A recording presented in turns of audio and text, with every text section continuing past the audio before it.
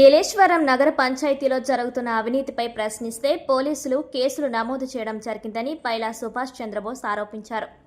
కాకినాడ శాంతి నివాస లాడ్జిలో జరిగిన విలేకరుల సమావేశంలో ఆయన మాట్లాడుతూ, ఏలేశ్వరం జగనన్న కాలనీలో అక్రమ వసూళ్లకు పాల్పడుతున్న వారిపై ఫిర్యాదు చేయడం జరిగిందని, అవినీతి అక్రమ వసూళ్లపై పోరాటం చేయడంతో తనపై ఏలేశ్వరం పోలీసులు తప్పుడు కేసులు పెట్టారన్నారు.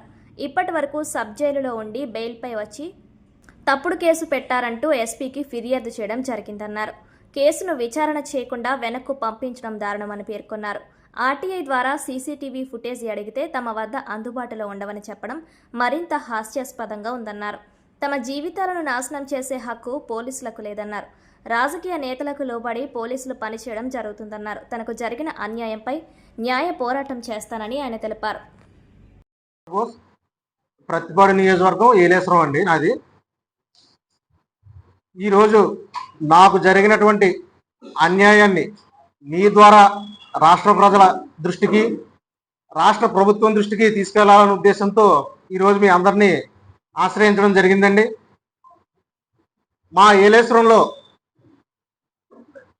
జరుగుతున్న అవినీతి మీద కొంతమంది మా ఏలేశ్వరం నగర పంచాయతీ పౌరులు నగర పంచాయతీ ఆఫీసుకు ఫిర్యాదు చేస్తే దాని మీద నగర పంచాయతీ అధికారులు ఇంకా ఏమీ స్పందించలేదని నా దృష్టికి తీసుకువస్తే నేను నగర పంచాయతీ అధికారులకి అక్కడ జరుగుతున్న అవినీతి జరుగుతుంది, ఇంటి పన్నులు వేయిస్తానని చెప్పి డబ్బులు తీసుకోవడం, హౌసింగ్ లోన్లు ఇప్పిస్తానని డబ్బులు తీసుకోవడం ఇవన్నీ జరుగుతున్నాయని చెప్పేసి నగర పంచాయతీ అధికారులని ప్రశ్నిస్తే నగర పంచాయతీ అధికారులు ఈ ప్రజల వద్ద తీసుకున్న రిప్రజెంటేషన్ ద్వారా పోలీసు వారి దగ్గర నుంచి ఎవరైతే డబ్బులు వసూలు చేస్తారో వాళ్ళకి ఒక నోటీస్ ఇవ్వడం జరిగిందండి.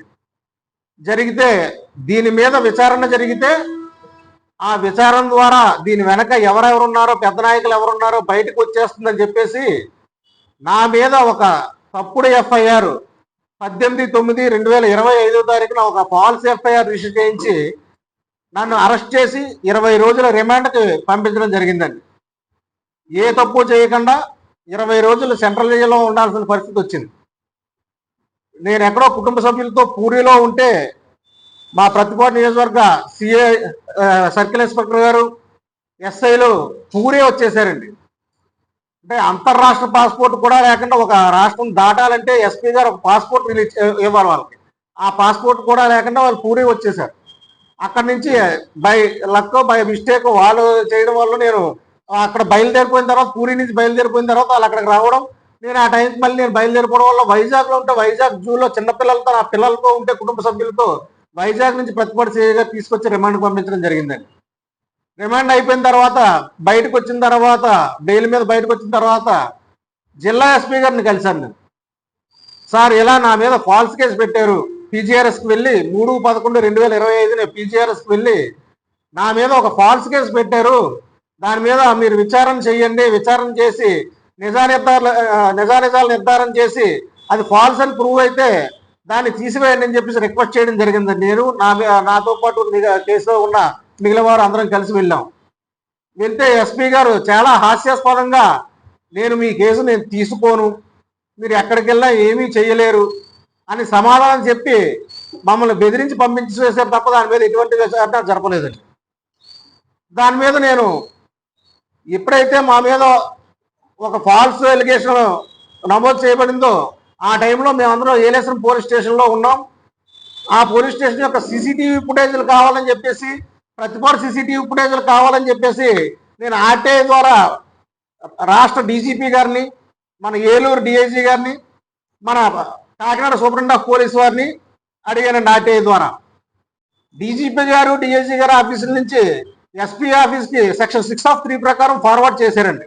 అంటే ఇచ్చే రైట్ ఎస్పీ గారికే ఉంది. జిల్లాలో ఏ సీసీటీవీ ఫుటేజ్ ఇవ్వాలన్నా సరే ఇచ్చే అధికారం ఎస్పీ గారికి ఉంది కాబట్టి డీజీపీ ఆఫీస్ ద్వారా, డిఐజీ ఆఫీస్ వారు ఎస్పీ గారికి ఫార్వర్డ్ చేశారండి.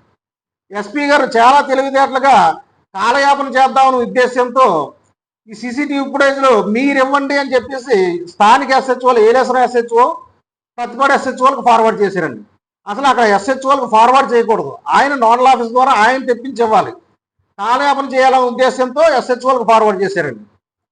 తర్వాత ఎస్హెచ్ఓలు అది మేము ఇవ్వడానికి కుదరదని చెప్పేసి మా దగ్గర పంపించారు. ఆ రోజు కూడా ఎస్హెచ్ఓలకి ఇది ఇచ్చే అధికారం మాది కాదు, ఎస్పీ గారికి ఉందని కూడా మాకు తెలియజేయలేదండి. తర్వాత మళ్ళీ మేము ఫస్ట్ అప్పీల్ ఎస్పీ గారికి వెళ్ళానండి. ఎస్పీ గారు హాస్యాస్పదమైన విషయం ఏంటంటే మీరు అడిగిన ఫుటేజ్ మేము ఇవ్వము, పైగా సీసీటీవీ ఫుటేజ్లు ఎక్కడ ఉంటాయో కూడా మాకు తెలియదు అంటారండి ఆయన. మీరు చేసిన దానికి మేము ఫైన్ ఎందుకు విధించకూడదో మీరు చెప్పండి అని చెప్పి డీజీపీ గారికి, ఎస్హెచ్ఓలకి, స్టేట్ ఇన్ఫర్మేషన్ కమిషనర్ గారు ఒక షోకాజ్ నోటీస్ ఇష్యూ చేశారండి.